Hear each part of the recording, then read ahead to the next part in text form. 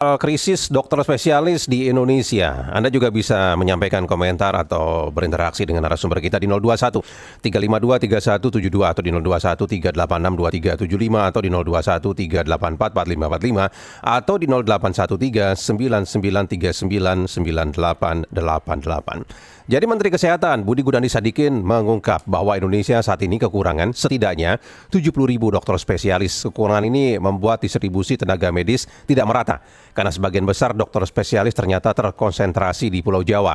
Menurut Budi, dampak kekurangan tenaga ahli sangat terasa di wilayah seperti NTT, NTB, Kalimantan, Sulawesi hingga ke kawasan Indonesia Timur. Nah, untuk mengatasi masalah tersebut, Presiden sudah menginstruksikan Kementerian Kesehatan membuka 500 sentra pendidikan dokter spesialis berbasis rumah sakit Hospital Based Education di seluruh Indonesia.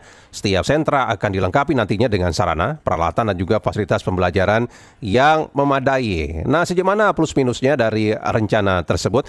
Karena kalau kita ketahui ya, sebelumnya rencana dari pemerintah untuk membuka pendidikan dokter spesialis berbasis rumah sakit ini sempat mendapatkan protes dari kalangan perguruan tinggi, fakultas kedokteran dan para senior dokter ya. Karena mereka khawatir kualitas dokter spesialisnya itu tidak bisa terjamin. Nah, nanti kita akan bahas soal ini ya.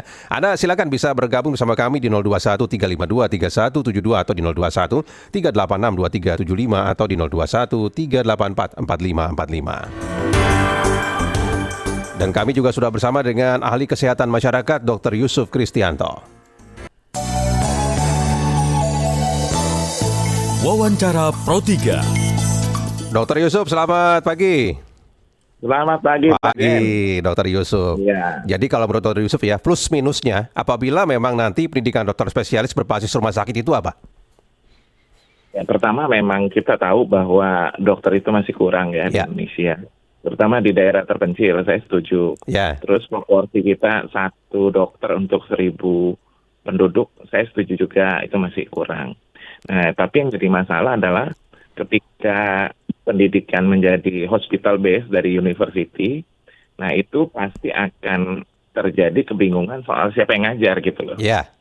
Kalau di misalkan saya ini alumni UI kan saya udah jelas tuh silabusnya apa, terus saya nanti ketemu dosennya siapa, dibimbing siapa, melakukan tindakannya apa aja, nah itu silabusnya. Nah nanti kalau di hospital base yang jadi masalah misalkan nih rumah sakit Kupang membuka gitu loh rumah sakit. Yang ngajar siapa begitu di sana? Nah iya betul. Apakah itu nanti diambil dari Surabaya, dari Erlangga misalkan? Ya. Dosen Erlangga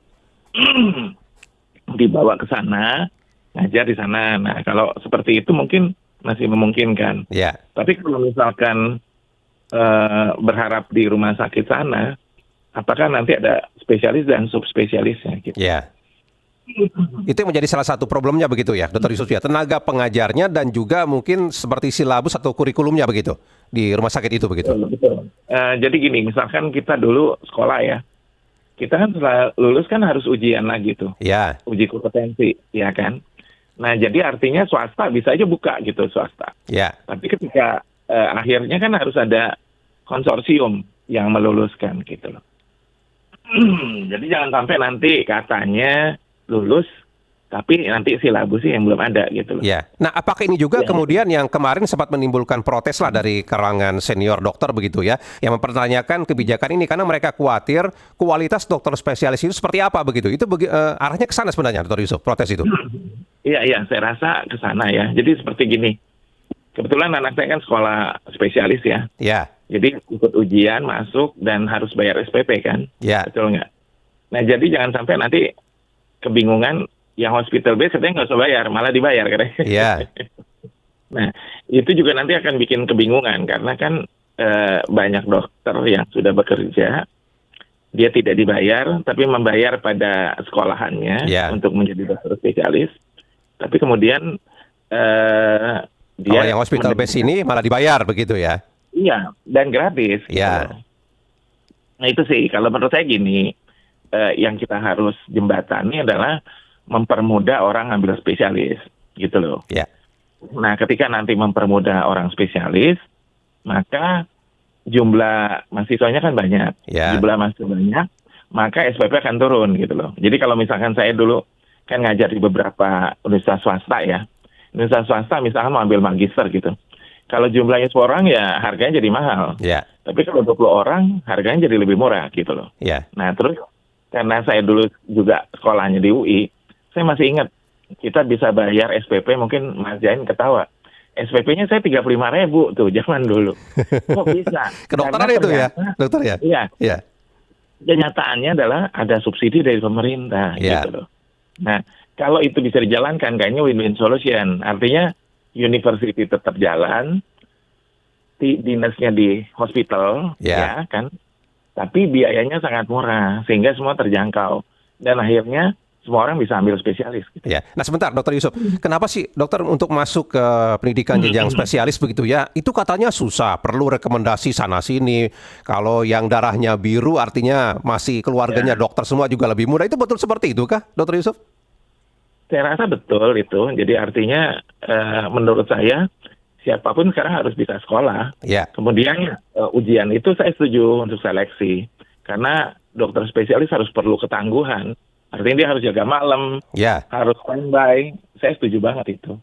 Tapi jangan sampai nanti kesannya bahwa untuk masuk spesialis itu hanya anak profesor, Ya.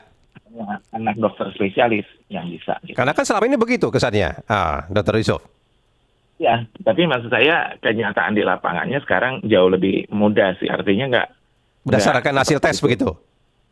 betul hasil Ya. tes. Tapi yang namanya titipan masih ada. Nah itu yang harus diberantas. Nah, dokter ini saya mau tanya ke dokter juga tadi yang dokter katakan bahwa kita akan kekurangan tenaga pengajar apabila basisnya adalah rumah sakit ya untuk dokter spesialis begitu. Nah, selama ini yang mengajar dokter spesialis apakah memang harus bergelar profesor begitu, Dokter Yusuf? Enggak. Oh, enggak juga Magister begitu ya? juga boleh, tapi dia memang subspesialisnya itu. Yang jadi masalah kan kalau di kedokteran kan ada spesialis dan subspesialis. Ya. Gitu loh. Jadi nanti misalkan anak saya ngambil patologi klinik ya. Ya. Dia kan harus ambil subhematologik misalkan. Subspesialisnya Ya, kan? begitu ya? Ya. Ya. Subspesialis itu kan diajar sama subspesialis. Jadi apakah subspesialis itu ada gitu loh. Misalkan penyakit dalam. Ya. Dia kan ada subspesialis lagi misalnya hepar nih, ya kan? Nah, berarti di sana juga harus ada subspesialis itu. Nggak bisa yang diajar cuma dokter penyakit dalam terus umur dia sekolah. Nggak bisa seperti itu gitu loh. Ya. Jadi ini bukan soal masalah pemerataan dokter spesialis, tapi masalah kualitasnya juga perlu diperhatikan kalau begitu. Dari lulusannya begitu ya, Dokter Yusuf ya? Betul. Itu yang jadi problem juga sebenarnya begitu ya? Ya betul. Dan yang menurut saya sih kata kuncinya kalau di hospital base itu memang rada susah ya. Iya. Tapi kalau misalkan university tapi dengan harga yang terjangkau dan siapapun bisa masuk, ya kan? Beberapa university itu memang nggak terlalu sulit untuk masuk. Ya. Tapi beberapa university yang besar, ya, yang besar kayak UI dan Erlangga itu pasti partisinya banyak gitu loh. Ya. Nah, bukan rahasia lagi kita dengar kan yang waktu kasus pelecehan itu kan, Ya. itu kan karena ada keluarga profesor kan, benar? Ya.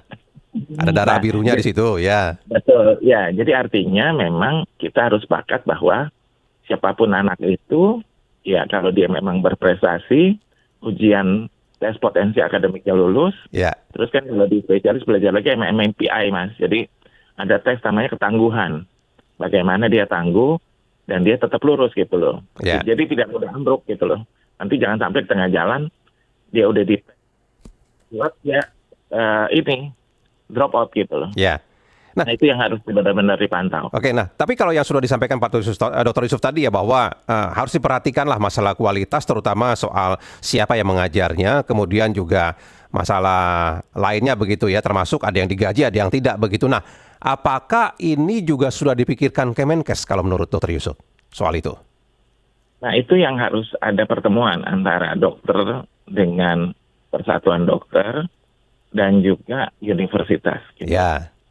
Supaya ada titik temu bahwa untuk sekolah itu satu pintu, tapi nanti biayanya kalau misalkan Kementerian Kesehatan mau beri beasiswa pada semua semua. Jadi artinya semua peserta PPDS akan dapat beasiswa. Beasiswa gitu. itu begitu ya. Nah, sama seperti kayak saya sebutkan tadi ketika saya masuk di UI kan kita bayar SPP 35.000. Kenapa? Karena semua juga masuk gitu loh. Ya. Artinya siapapun dia, anak menteri kayak anak siapapun, anak petani kayak begitu ya, tidak ada istilah darah biru atau rekomendasi khusus dari profesor untuk masuk begitu ya, tidak bersulit lah begitu ya, Dr. Yusuf ya. Jadi nanti subsidinya bareng-bareng. Jadi artinya beasiswa itu untuk semua orang yang sekolahnya spesialis gitu loh. Nah, kalau itu bisa dijalankan kayaknya aman tentram deh. Ya. Tidak perlu membuka berbasis rumah sakit begitu. Ya, kalau berbasis rumah sakit yang saya khawatirkan itu. Jadi misalkan di Kupang nih, apakah di Kupang nanti ada dokter pengajarnya spesialis untuk mengajar mereka begitu ya? Atau ternyata cuma ada dokter spesialis penyakit dalam. Iya. Berarti anak itu nanti seumur-umur diajarin sama spesialis penyakit dalam tanpa subspesialisnya. Oke, baik, kita ke pendengar dulu ya. Ada Pak Sowan di Samarinda. Pak Sowan, silakan Pak. Selamat pagi. Pagi Pak Sowan. Sulit ya kita mau bicara yang benar, itu sulit sekali zaman sekarang. Ini sebetulnya masalah dokter spesialis ini sebetulnya akumulasi dari persoalan-persoalan terdahulu yang kita tidak mau fleksibel dalam menghadapi persoalan-persoalan. Kita selalu menghindar dari persoalan-persoalan yang sebenarnya. Ada beberapa dokter spesialis sulit mendapatkan rekomendasi dari rumah sakit. Ya. Dia berhenti mengajar di rumah sakit itu. Kemudian dia kuliah sendiri ke luar negeri. Dan pulangnya dia berpraktek. Bagus itu. Dan banyak alasan yang dikemukakan harus mendapat rekomendasi itu. Pengabdiannya harus sekian tahun. Kemudian sudah buka praktek ini sekian, ini dan seterusnya. Jadi susah begitu masuk spesialis ya, Mas Sowan ya? Ya, saya kira mungkin spesialis bohong mungkin lebih gampang ya. UT itu kan bisa dimanfaatkan ya. Cuman karena egosentris dari persoalan-persoalan ini kadang-kadang lebih mengedepankan itu adalah gerombolannya, kelompoknya. Akibatnya kita seperti sekarang. Kalau Bapak dokter tadi mengatakan SPP sekian, zaman Pak Harto dulu Pak, luar biasa. Saya SPP 14.000. SPP saya 21.000 S2 saya. S3 saya dibiayai dengan yayasan.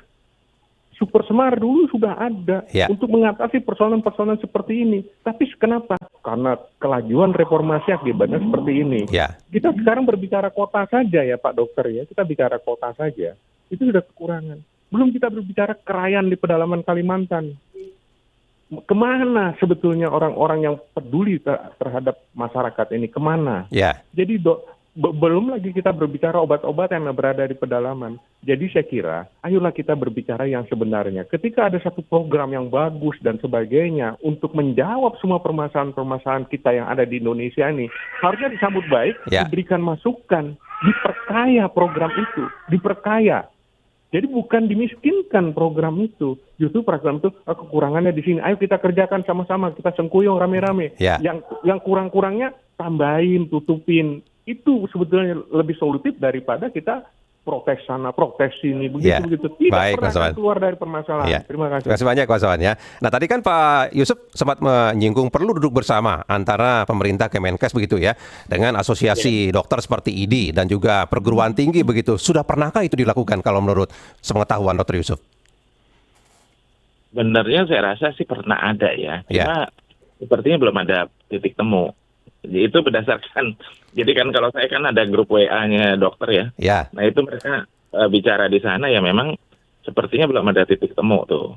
Karena memang kalau menurut saya kurang tahu dokter yang tadi itu sepakat hospital base atau tidak gitu loh. Atau sepakat persis yang kayak saya katakan bahwa kita sepakat menjalankan yang udah ada aja gitu loh, tapi dikasih beasiswa. Nah kalau hospital base itu memang mau dijalankan, saya setuju aja asal memang kualitinya nggak beda gitu loh. Jadi kalau soal beasiswa terus terang itu memang membuat nanti orang akan bilang, oh berarti lebih bagus hospital BSD gitu. Jadi ini memang perlu dicari solusi terbaik lah begitu ya. Nah, kalau saya bilang itu kita cari solusi yang terbaik. Jadi anak-anak yang udah sekolah juga nggak ngaruh ya. Mereka juga dengan senang hati menerima teman-temannya yang nanti dari hospital base gitu loh. Karena kalau menurut saya kayaknya susah ya kalau misalkan pendidikan itu nggak ada yang jagain, nggak ada yang ngawasin juga susah. Gitu. Jadi inilah problem kita itu adalah masalah bagaimana menjaga kualitas dokter spesialis tidak hanya sekedar hospital base di berbagai daerah, tapi ini kan tergantung juga bagaimana tenaga pengajarnya agar mereka tetap berkualitas begitu ya, Tuan Yusuf ya, yang sudah dipikirkan begitu ya. Betul, iya. Ya. Jadi artinya yang ngajar itu memang dosen untuk dokter spesialis gitu. Jadi kayak misalkan saya ngajarnya di magister ya. Nah, quality yang kita ngajar kan ada standarisasinya gitu loh. Ya. Baik kalau begitu. Dr. Yusuf, terima kasih banyak sudah bersama kami pagi ini. Oke, terima kasih. Selamat pagi, Dr. Yusuf. Ya.